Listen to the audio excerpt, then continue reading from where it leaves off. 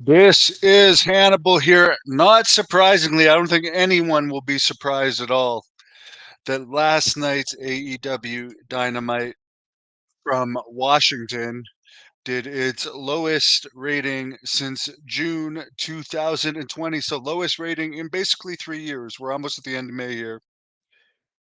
We're over the halfway point. And they only did 672,000 viewers, 672,000 viewers, which is only a 0.23 rating in the 18 to 49. Compare that to their debut episode, 1.4 million plus viewers and a 0.68 rating.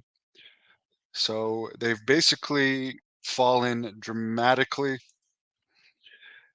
It I think it's safe to say we can call it now Tony Khan's stupid gimmick, where he had one of the fakest beatdowns ever and wore that neck brace on the NFL draft weekend with a big smile on his face, making the whole wrestling business look like a joke. It's safe to say that gimmick did nothing to help AEW. And by the way, they're known for false advertising. Apparently, locally in Washington, it was advertised last night as a Rampage and Dynamite taping, and they only taped Dynamite. Rampage is going to be taped this weekend in Oregon with Collision. They are also downsizing their uh, their show for 6 events in the Dallas area, actually Arlington, Texas, where they have good outlet stores and a great Outback Steakhouse that I've been to before. They're doing actually 6 shows at a little over 2,000 seat arena in Arlington, Texas this summer. They're all going to be Collision tapings as well as the Death Before Dishonor Ring of Honor pay-per-view, which we did a vote on the channel about Tony Khan's Ring of Honor. Sorry, that's the wrong one. I guess I don't have it up anymore. Tony Khan's Ring of Honor. Only 9% of you guys thought it was better than Sinclair's Ring of Honor.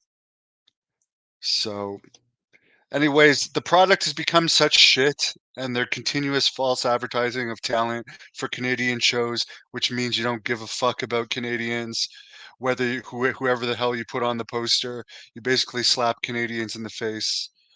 I mean, I don't care. Remember when you first came back? One of the reasons why you had the 0.68 rating the first show, you said it was going to go back to old school wrestling. It's the furthest thing from old school wrestling. God bless all the people, including the tons of people sitting at home making hundreds of thousands of dollars there. You guys are lucky as hell. Enjoy it while it lasts. Uh, Tiffany Stratton, who I'm not familiar with, supposedly posted a video that some people are considering racist. I did not see it. From the research I've done, there hasn't been any official punishment from WWE on it. Supposedly, it was racist towards Jade Cargill. It may have been unintentionally racist. Again, I can't comment if it was or wasn't because the video has been removed. And as far as the reports I read, she's still scheduled to wrestle this weekend. Thanks for the tip, $5 from the Ragu Overlord. And I have the link to the interview with DC Drake, who you might not know. NWF was a big uh, Northeast Independent League in the early '90s and I believe the late '80s. Billy Graham was in it, Abdullah the Butcher, Paul Heyman.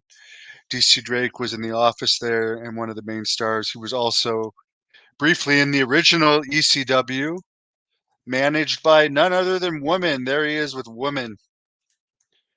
And he's also a psychologist, and he had some interesting stuff to say about Chris Benoit, Ric Flair, and Sonny from a psychological standpoint. So, Tony Khan, your product fucking sucks.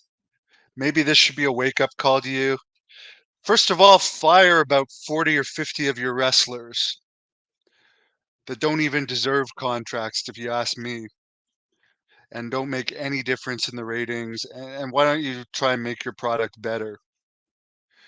That's just my opinion. Have a great night. Thank you for watching The Hannibal TV. Please help me out and like this video, then click the subscribe and get notifications buttons so you don't miss any of my latest shoot interviews, match videos, or news updates.